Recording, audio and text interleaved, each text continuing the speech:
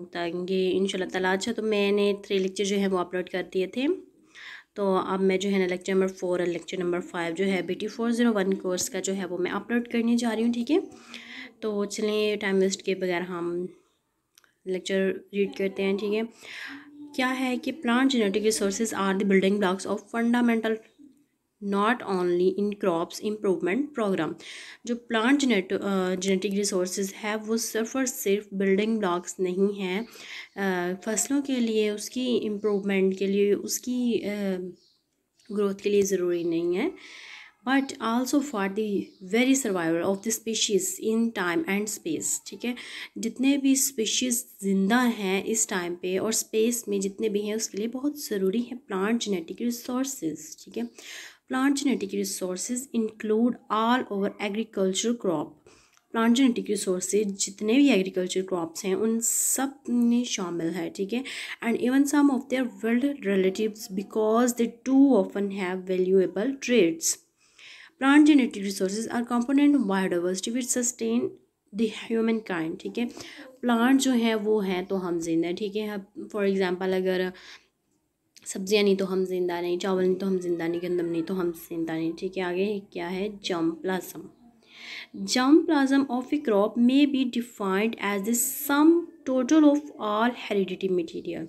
Germplasm क्या है कि किसी भी क्रॉप का जो है इसको डिफ़ाइन किया जा सकता है, किसी भी क्रॉप का जर्मप्लाज्म जो है वो डिफ़ाइन किया जा सकता है उसके ऑल हेरिडिटी मटेरियल के सम को, ठीक है। जब ऑल हेरिडिटी मटेरियल जमा किया जाए तो वो जर्मप्लाज्म किसी भी क्रॉप का कहलाता है, ठीक है। All the alleles of various genes present in crop species and its wild and weedy relative, it is also termed as genetic resources, ठीक है। जर्मप्लाज्म जो है किसी भी फसल का, किसी भी क्रॉप का जो है वो हम ले लेते हैं उसके ऑल हेरिडिटी मटेरियल जो होते हैं उसके जब सम किया जाता है उसमें कौन कौन सी ट्रेड्स हैं, उनमें कौन कौन सी अलील्स हैं, तो वो जो है जर्मप्लाज्म कहलाता है या genetic resources, kind of plant genetic resources, ठीक है।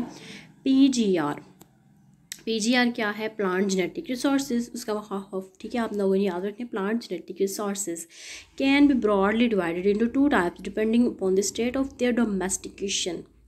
Cultivated plant genetic resources, wild plant genetic resources, ठीक है। कल्टिवेटेड जो काश्त किए जाते हैं और वर्ल्ड जो काश्त के काबिल नहीं होते, ठीक है।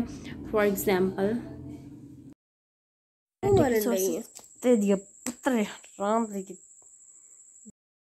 resources of germplasm of crop consist of 5 types of material, ठीक है। प्लांट जेनेटिक रिसोर्सेज हैं या फिर germplasm की जो क्रॉप है वो 5 टाइप की मटेरियल पे कंसिस्ट होती है। लैंड रेसेस, ठीक है। Obsolete varieties in cultivation, breeding line, wild from the wild relatives, ठीक है। अब ये क्या है, इनको हम जो है मज़ीद इन ब्रीफली जो है वो देख लेते हैं, ठीक है। लैंड रेस क्या है, a landrace is a local variety of a domesticated plant species, ठीक है। जो इंसान जो है खुद ही ग्रो अप करते हैं, लाइक गंदम, चावल, ठीक है। Which has developed largely adoption to the natural and cultural environment in which it live. For example अगर गंदम आती है तो ठीक है, उसने 3-4 माह बाद उसने कट जाना होता है, ठीक है। ये वो वाली की बात करें, नेचर एंड कल्चरल इन्वायरमेंट। सर्दियों में आती है या सॉरी गर्मियों में गंदम आती है तो ये कल्चरल इन्वायरमेंट की बात हो रही है। It differ from a cultivator which has been selectively bred to conform to a particular standard of characteristics. Landrace population are often variable in appearance, ठीक है। ये जो है landrace population जो है, ठीक है, जो कि नेचुरल होती है और एक कल्चरल इन्वायरमेंट में होती है, वो वेरिएबल करती है अपनी अपीयरेंस पे। जैसे गंदम की अपीयरेंस और होती है और चावल की अपीयरेंस और होती है। फॉर एग्जांपल चावल की वैराइटीज़ हम देख लेते हैं, ठीक है। वो सारी की अपीयरेंस तो सेम ही होती है लेकिन कुछ ना कुछ उनके अलील्स जीन्स में मसला होता है, कह रही हूँ, कोई ना कोई चेंजेस होती है जिसके जैसे कोई सुपर की है और कोई बासमती है और कोई कायनात वालों की है, ठीक है।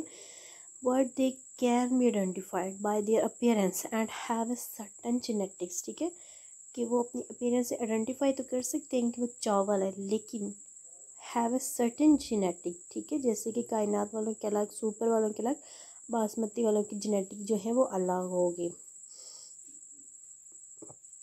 आगे क्या है, ऑब्सोलीट वैरायटीज़, ठीक है, obsolete varieties are varieties developed, जो कि वैरायटी पैदा होती है since the advent of scientific agriculture in the late 19th century, 19वीं सदी में, and that are no longer cultivated, ठीक है। ऑब्सोलीट वैरायटीज़ जो है वो एक साइंटिफिक एग्रीकल्चर है जो कि डिफरेंट वैरायटीज़ की थी, ठीक है, वो जो है 19th सेंचुरी में जो है वो दोबारा कल्टीवेट नहीं की गई, also no longer grow up commercially, ठीक है, वो दोबारा जो कमर्शियली जो है वो ग्रो अप भी नहीं की, दोबारा से वो पैदा भी नहीं हुई। Such varieties are usually maintain in collection for use in current future breeding program, ठीक है, इस तरह की जो वैरायटीज़ है उनको कलेक्ट किया जाता है ताकि इन फ्यूचर की जो ब्रीडिंग प्रोग्राम्स हैं उनको बेस्ट करने के लिए देखा जाता है कि इधर क्या क्या मसले थे और इनको क्या क्या हमने दूर करना है।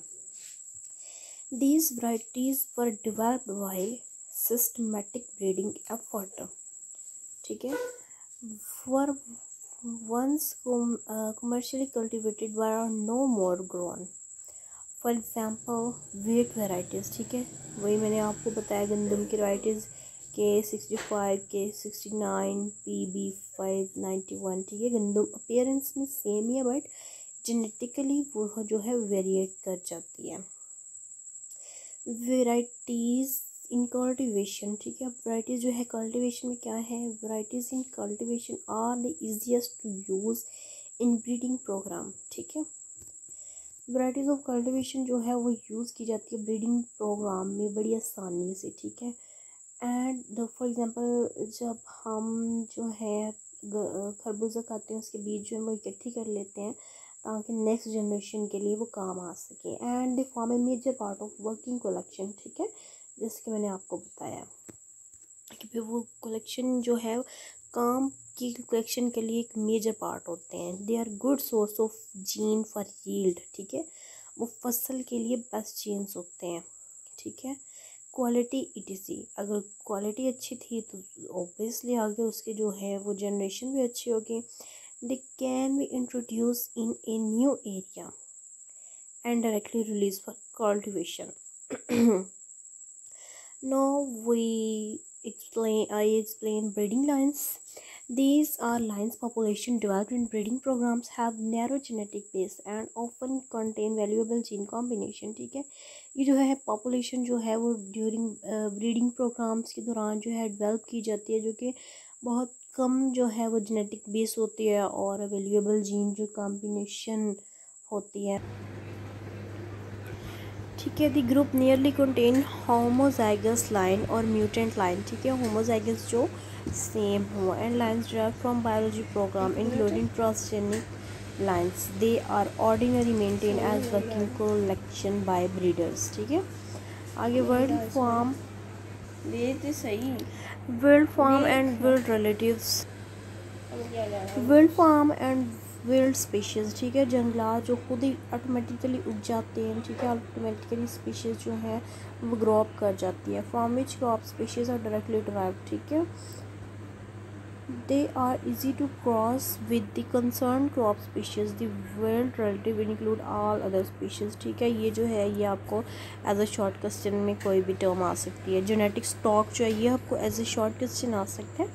Genetic stock broadly defined as plant population generated and or selected for genetic study, ठीक है, कोई भी जेनेटिक स्टॉक जो है उसको किसी भी प्लांट को जो है पॉपुलेशन को जो है सेलेक्ट कर लिया जाता है ताकि इसकी जेनेटिक स्टडी की जाए और इनमें क्या क्या यूनिक क्वालिटीज़ हैं उनको नेक्स्ट यूज़ किया जाए और जो बैड है उनको इग्नोर किया जाए। Representing unique and growing class of extremely valuable germ plasm which depending on crop type of genetic stock and user community may represent genetic resources of their transgenic और long lasting value, ठीक है, जो मैंने आपको बता दिया ये वही है, ठीक है। Genetic stock can be divided into 3 general groups, ठीक है। आगे जो जेनेटिक स्टॉक्स है वो जो है, हाँ जी, वो 3 जनरल ग्रुप्स में जो है वो डिवाइड किया जाता है। Cytological stock, mutant stock, germ plasm set, ठीक है। या अब मज़ीद जो है इंशाल्लाह हम देख लेंगे नेक्स्ट, अगर आ जाता है तो, नहीं तो फिर मैं इंशाल्लाह आप लोगों के साथ शेयर कर दूँगी।